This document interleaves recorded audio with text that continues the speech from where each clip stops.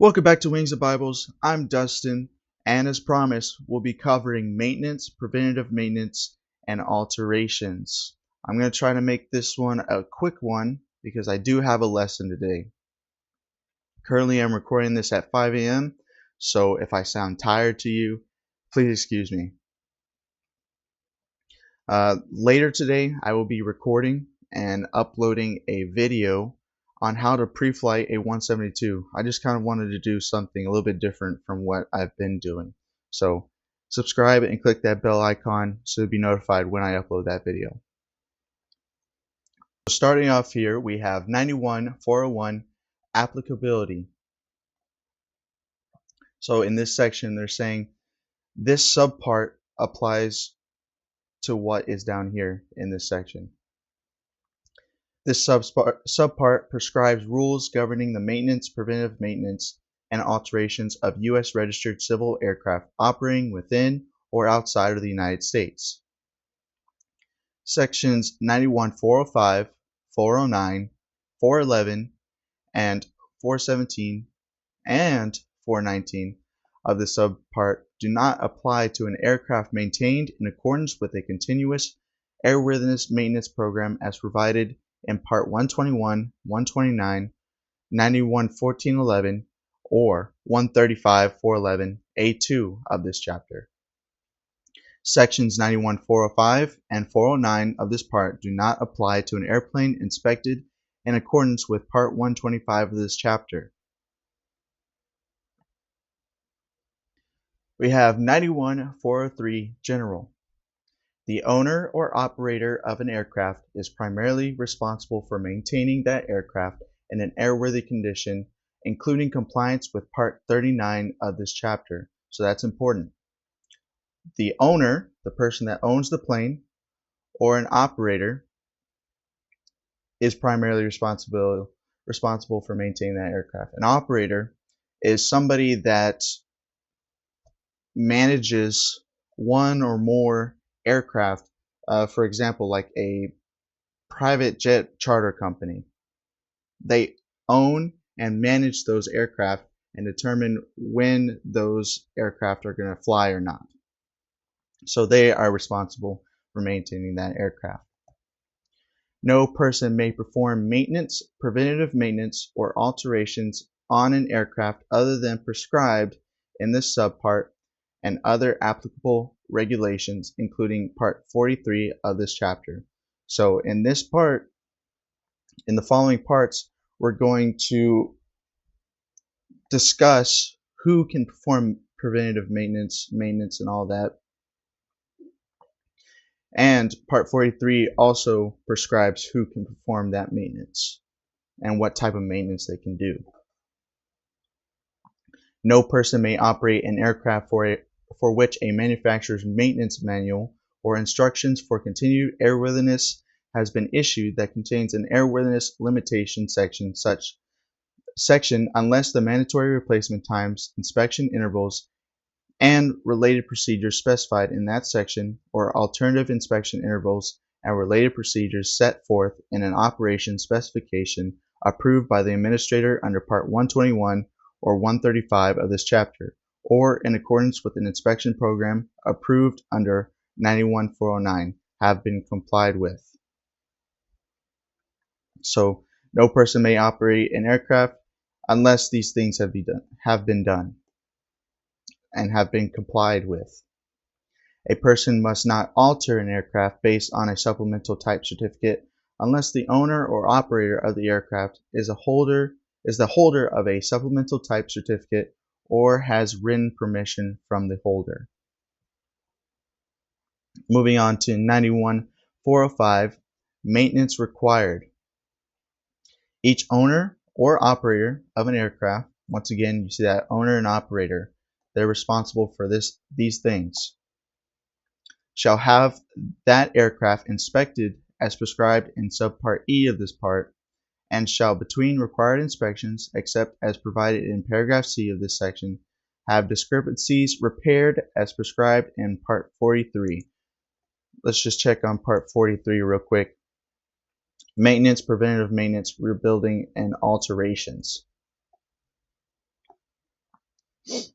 So each owner and operator shall have that aircraft inspected, and in between inspections they have to keep a log of discrepancies repaired as prescribed in Part 43. They also shall ensure that maintenance personnel make appropriate entries in the aircraft maintenance records indicating the aircraft has been approved for return to service. So after any discrepancies, any maintenance, any inspections, the maintenance personnel has to make entries into the aircraft maintenance records before it can return to service.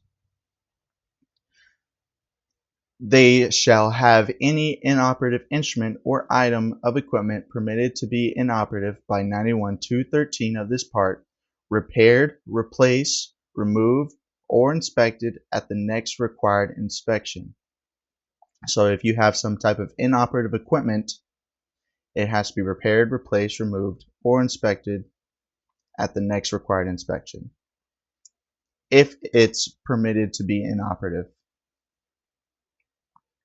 When listed discrepancies include inoperative instruments or equipment, shall ensure that a placard has been installed as required by 43.11 of this chapter. So if there's a discrepancy involving an instrument or some type of equipment on the plane, some type of placard has to be placed on that equipment saying inop.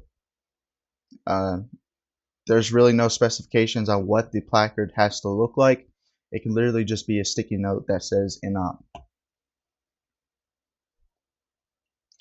91.407, operation after maintenance, preventative maintenance, rebuilding, or alteration.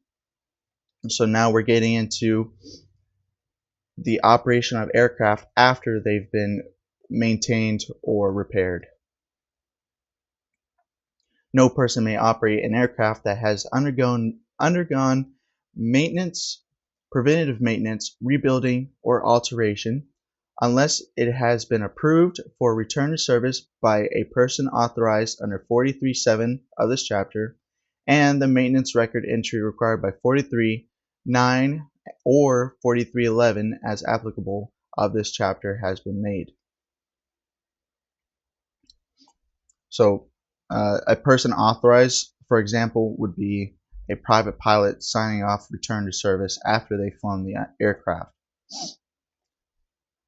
No person may carry any person other than crew members in an aircraft that has been maintained, rebuilt, or altered in a manner that may have appreciably changed its flight characteristics or substantially affected its operation in flight until an appropriately rated pilot with at least a private pilot certificate flies the aircraft, makes an operational check of the maintenance performed or an alteration made, and logs in the flight in the aircraft records.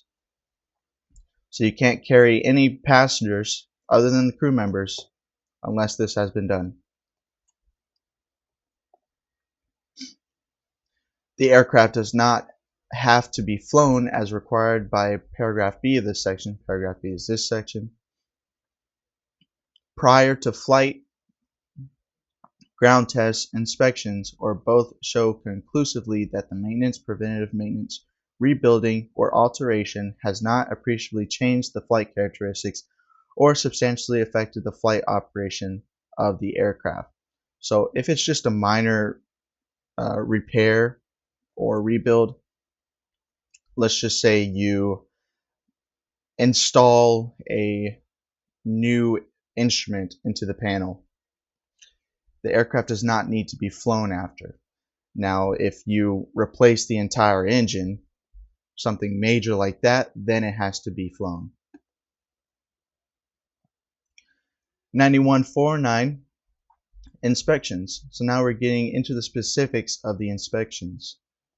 Except as provided in paragraph C of this section, no person may operate an aircraft unless within the preceding 12 calendar months it has had an annual inspection in accordance with Part 43 of this chapter and has been approved for return to service by a person authorized by 43.7 of this chapter. Let's go ahead and click on that again. Persons authorized to approve aircraft, airframes, aircraft engines, propellers, appliances, or component parts for return to service after maintenance, preventive maintenance, rebuilding, or alteration. So that's that.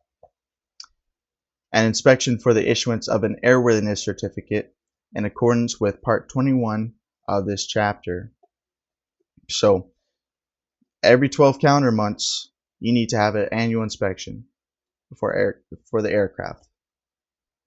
No inspection performed under paragraph B of this section may be substituted for any inspection required by this paragraph unless it is performed by a person authorized to perform annual inspections and is entered as an annual inspection in the required maintenance records. Except as provided in paragraph C of this section, no person may operate an aircraft carrying any person other than a crew member for hire, and no person may give flight instruction for hire in an aircraft which that person provides unless within the preceding 100 hours of time in service the aircraft has received an annual or a 100-hour inspection and been approved for return to service in accordance with Part 43 of this chapter, or has received an inspection for the issuance of an airworthiness certificate in accordance with Part 21 of this chapter. The 100-hour limitation may be exceeded by not more than 10 hours while en route to reach a place where the inspection can be done. The excess time used to reach a place where the inspection can be done must be included in computing the next 100 hours of time in service. So let's break this down a bit. So you can't operate an aircraft carrying any person for compensation or hire or flight instruction unless within the preceding 100 hours the aircraft has received an annual or a 100-hour inspection. So that's the thing. An annual can cover a 100-hour inspection, but a 100-hour inspection can't cover an annual. Paragraphs A and B of this section do not apply to an aircraft that carries a special flight permit, a current experimental certificate, or a light sport or provisional airworthiness certificate. An aircraft inspected in accordance with an approved aircraft inspection program under Part 125 or 135 of this chapter, and so identified by the registration number in the operation specifications of the certificate holder having the approved inspection program. An aircraft subject to the requirements of paragraph D or E of this section, or turbine-powered rotorcraft when the operator elects to inspect that rotorcraft in accordance with paragraph E of this section. Progressive inspection.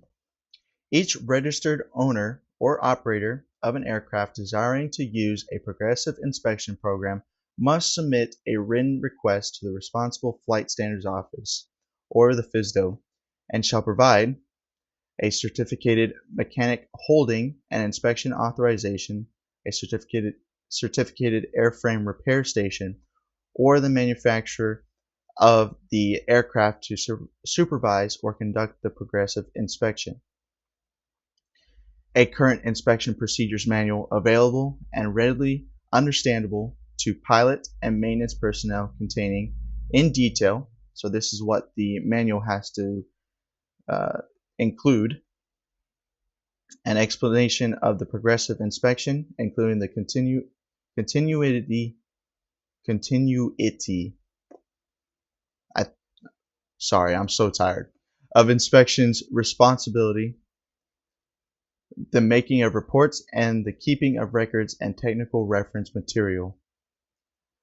An inspection schedule specifying the intervals in hours or days when routine and detailed inspections will be performed, and including instructions for exceeding an inspection interval by not more than 10 hours while en route, and for changing an inspection interval because of service experience. Sample routine and detailed inspection forms and instructions for their use, and sample reports and records and instructions for their use. Enough housing and equipment for necessary disassembly and proper inspection of the aircraft, and appropriate current technical information for the aircraft. The frequency and detail of the progressive inspection shall provide for the complete inspection of the aircraft within each 12 calendar months and be consistent with the manufacturer's recommendations, field service experience, and the kind of operation in which the aircraft is engaged. The progressive inspection schedule must ensure that the aircraft at all times will be airworthy and will conform to all applicable FAA aircraft specifications, type certificate data sheets, airworthiness directives, and other approved data. If the progressive inspection is discontinued, the owner or operator shall immediately notify the responsible flight standards office in writing of the discontinuance. After the discontinuance, the first annual inspection under 91409A1 is due within 12 calendar months after the last complete inspection of the aircraft under the progressive inspection. The 100-hour inspection under 91409B is due within 100 hours after that complete inspection. A complete inspection of the aircraft for the purpose of determining when the annual and 100-hour inspections are due requires a detailed inspection of the aircraft and all its components in accordance with the progressive inspection, a routine inspection of the aircraft, and a detailed inspection of several components is not considered to be a complete inspection. So, large airplanes, to which Part 125 is not applicable. So only for aircraft, large airplanes not conducting Part 125 operations. Turbojet multi-engine airplanes, turbopropeller-powered multi-engine airplanes, and turbine-powered rotorcraft.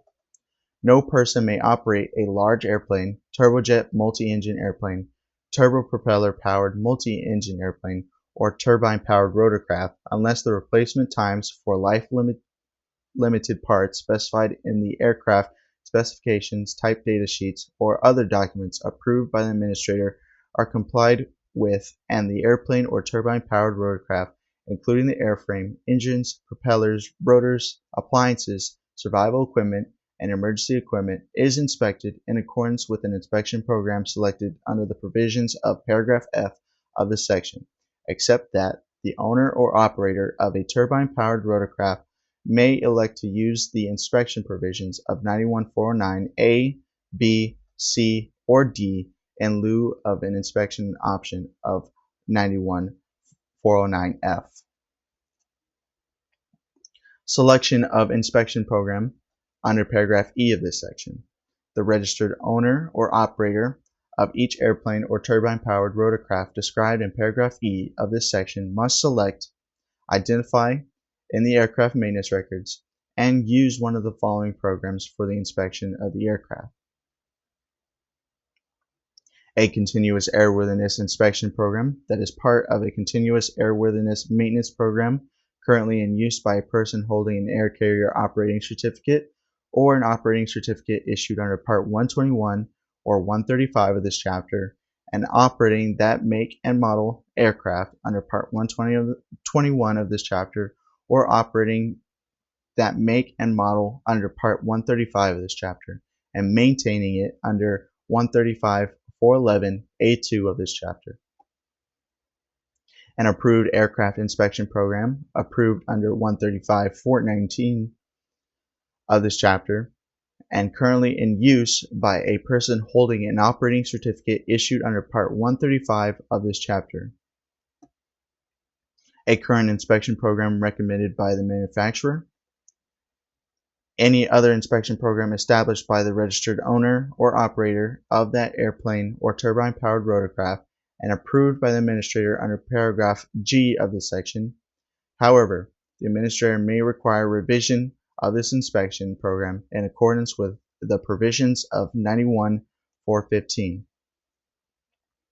Each operator shall include in the selected program the name and address of the person responsible for scheduling the inspections required by the program and make a copy of that program available to the person performing inspections on the aircraft and, upon request, to the administrator. Inspection program approved under paragraph E of this section. Each operator of an airplane or turbine-powered rotorcraft desiring to establish or change an approved inspection program under paragraph F4 of this section must submit the program for approval to the Responsible Flight Standards Office. The program must be in writing and include at least the following information: instructions and procedures for the conduct of inspections for the particular make and model airplane or turbine-powered rotorcraft, including necessary tests and checks. The instructions and procedures must set forth in detail the parts and areas of the airframe, engines, propellers, rotors, and appliances, including survival and emergency equipment, required to be inspected. A schedule for performing the inspections that must be performed under the program expressed in terms of the time in service, calendar time, number of system operations, or any combination of these. Changes from one inspection program to another. When an operator changes from one inspection program under paragraph F of this section to another, the time in service, calendar times, or cycles of operation accumulated under the previous program must be applied in determining inspection due times under the new program. Next we have 91.411, altimeter system and altitude reporting equipment tests and inspections. No person may operate an airplane or helicopter in controlled airspace under instrument flight rules unless within the preceding 24 calendar months each static pressure system, each altimeter instrument, and each automatic pressure altitude reporting system has been tested and inspected and found to comply with appendices E and F of Part 43 of this chapter.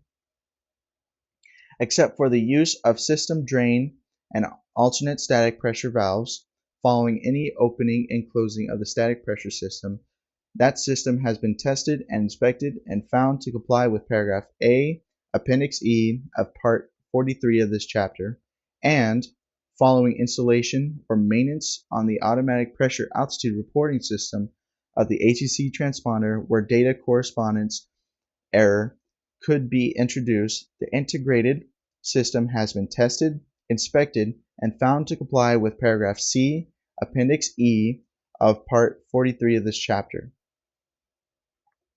The tests required by paragraph A of this section must be conducted by, so now we're getting into who can perform that altimeter inspection. The manufacturer of the airplane or helicopter on which the tests and inspections are to be performed, a certificated repair station properly equipped to perform those functions, and holding, so it can be done by a certificated repair station that holds these things: an instrument rating class 1, a limited instrument rating appropriate to the make and model of appliance to be tested, a limited rating appropriate to the test to be performed, an airframe rating appropriate to the airplane or helicopter to be tested, or a certificated mechanic with an airframe rating, static pressure system tests, and inspections only. Altimeter and altitude reporting equipment approved under technical standards orders are considered to be tested and inspected as of the date of their manufacture. No person may operate an airplane or helicopter in controlled airspace under IFR at an altitude above the maximum altitude at which all altimeters and the automatic altitude reporting system of that airplane or helicopter have been tested. Moving on to transponder tests and inspections. 91.413. No person may use an ATC transponder that is specified in 91.215A, 121.34.5C, or 135.143 of this chapter, unless within the preceding 24 calendar months the ATC transponder has been tested and inspected and found to comply with Appendix F of Part 43 of this chapter, and following any installation or maintenance on an ATC transponder where data correspondence error could be introduced. The integrated system has been tested, inspected, and found to comply with paragraph C, Appendix E of Part 43 of this chapter. The tests and inspections specified in this section must be conducted by, so this is who can conduct a transponder test and inspection, a certificated repair station properly equipped to perform those functions and holding a radio rating class 3, a limited radio rating appropriate to the make and model transponder to be tested, a limited rating appropriate to the test to be performed, a holder of a continuous airworthiness maintenance program as provided in Part 121 or 135.411 A2 of this chapter, or the manufacturer of the aircraft on which the transponder to be tested is installed if the transponder was installed by that manufacturer. Moving on to changes to aircraft inspection programs, 91.415. Whenever the administrator finds that revisions to an approved aircraft inspection program under 91.409 F4 or 91.1109 are necessary for the continued adequacy of the program, the owner or operator must, after notification by the administrator, make any changes in the program found to be necessary by the administrator. So basically saying, if the administrator finds that a certain inspection program needs to be updated or improved, the administrator will notify the owner or operator, and the owner or operator has to make those changes in the program. The owner or operator may petition the administrator to reconsider the notice to make any changes in a program in accordance with paragraph A of this section. So if the owner or operator doesn't agree with the administrator, the owner can petition the administrator to reconsider.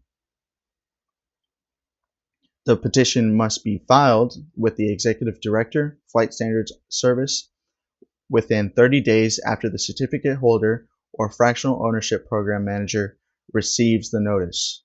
So you have to file that petition within 30 days after you receive that notice. Except in the case of an emergency requiring immediate action in the interest of safety, the filing of the petition stays the notice pending a decision by the administrator. 91.417 Maintenance records. So now we're going into what has to be put in the maintenance records and what type of maintenance records have to be maintained. Except for work performed in accordance with 91.411 and 91.413, each registered owner or operator shall keep the following records for the periods specified in paragraph B of this section.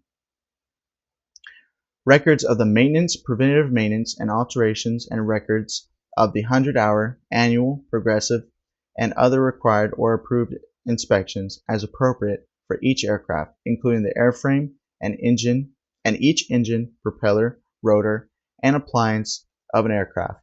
The records must include. So you're going to have maintenance records for each engine, each propeller, each rotor, and appliance of the aircraft. And this is what has to be included in those records. A description or reference to data acceptable to the administrator of the work performed, and the date of completion of the work performed, and the signature and certificate number of the person approving the aircraft for return to service. Records containing the following information: the total time in service of the airframe, each engine, each propeller, and each rotor, the current status of life-limited parts of each airframe, engine, propeller, rotor, and appliance, the time since last overhaul of all items installed on the aircraft which are required to be overhauled on a specific time basis, the current inspection status of the aircraft, including the time since the last inspection required by the inspection program under which the aircraft and its appliances are maintained, the current status of applicable airworthiness directives and safety directives, including for each, the method of compliance, the AD or safety directive number, and revision date. If the AD or safety directive involves recurring action, the time and date when the next action is required. Copies of the forms prescribed by 43.9 of this chapter for each major alteration to the airframe and currently installed engines, rotors, propellers, and appliances. The owner or operator shall retain the following records for the periods prescribed. The records specified in paragraph A1, so this section right here, of this section shall be retained until the work is repeated or superseded by other work or for 1 year after the work is performed. So they have to maintain the current records until the work is repeated and you get updated paperwork, or if work hasn't been done for 1 year, then it has to be replaced. The record specified in paragraph A2 of this section shall be retained and transferred with the aircraft at the time the aircraft is sold. So if you sell the aircraft, those records have to follow it. A list of defects furnished to a registered owner or operator under 43.11 of this chapter shall be retained until the defects are repaired and the aircraft is approved for return to service. The owner or operator shall make all maintenance records required to be kept by this section available for inspection by the administrator or any authorized representative of the National Transportation Safety Board. In addition, the owner or operator shall present Form 337 described in paragraph D of this section for inspection upon request of any law enforcement officer. When a fuel tank is installed within the passenger compartment or a baggage compartment pursuant to Part 43 of this chapter, a copy of FAA Form 337 shall be kept on board the modified aircraft by the owner or operator. 91.419 Transfer of maintenance records. So now we're getting into the specifics of transferring the maintenance records. Any owner or operator who sells a U.S. registered aircraft shall transfer to the purchaser at the time of sale the following records of that aircraft in plain language form or in coded form at the election of the purchaser, if the coded form provides for the preservation and retrieval of information in a manner acceptable to the administrator. So when you sell an aircraft, you have to transfer those maintenance records to the seller, and it has to be made available to that purchaser. It can be in coded form, whatever that means, or in plain language. The record specified in 91.417A2, the record specified in 91.417A1, which are not included in the records covered by paragraph A of this section, except that the purchaser may permit the seller to keep physical custody of such records. However, custody of records by the seller does not relieve the purchaser of the responsibility under 91.417C to make the records available for inspection by the administrator or any authorized representative of the National Transportation Safety Board. 91.421, our last one, rebuilt engine maintenance records. The owner or operator may use a new maintenance record without previous operating history for an aircraft engine rebuilt by the manufacturer or by an agency approved by the manufacturer. So if an engine is rebuilt, you can use new maintenance records for that engine. Each manufacturer,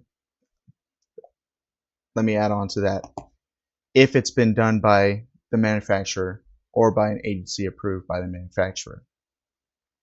Each manufacturer or agency that grants zero time to an engine rebuilt by it shall enter in the new record. So this is what has to be entered into the maintenance records for a rebuilt engine. a signed statement of the date the engine was rebuilt, each change made as required by airworthiness directives, and each change made in compliance with manufacturer's service bulletin, if the entry is specifically requested in that bulletin. For the purposes of this section, a rebuilt engine is a used engine that has been completely disassembled, inspected, repaired as necessary, reassembled, tested, and approved in the same manner and to the same tolerances and limits as a new engine with either new or used parts. However, all parts used in it must conform to the production drawing tolerances and limits for new parts or be of approved oversized or undersized dimensions for a new engine. Now, we can't talk about inspections without talking about the acronym AV18. And the acronym AV18 tells us every inspection that we need for our aircraft. I know I didn't cover a lot of these, but that is because I covered them in a previous video. So A in the acronym AV18 is the annual inspection. It has to be done every 12 calendar months and can only be done by somebody with an inspection authorization. V is VOR inspection. This has to be done every 30 days if you're going to be flying IFR or instrument flight rules. The 1 is 100-hour inspection. Every 100 hours in service, you have to inspect the plane and do the 100-hour inspection if it's for hire, if you're using that plane for hire or compensation. A, altimeter inspection. This has to be done every 24 calendar months. The T is transponder inspection. This is also done every 24 calendar months. E is ELT, which has to be done every 12 calendar months. It has to be inspected every 12 calendar months. And the battery has to be replaced or recharged when 50% of its useful life is left or after 1 cumulative hour of use. And then S is static port system inspection, 24 calendar months. So you might see this acronym without the S because some people include it with the A, but I included it down here just to separate it.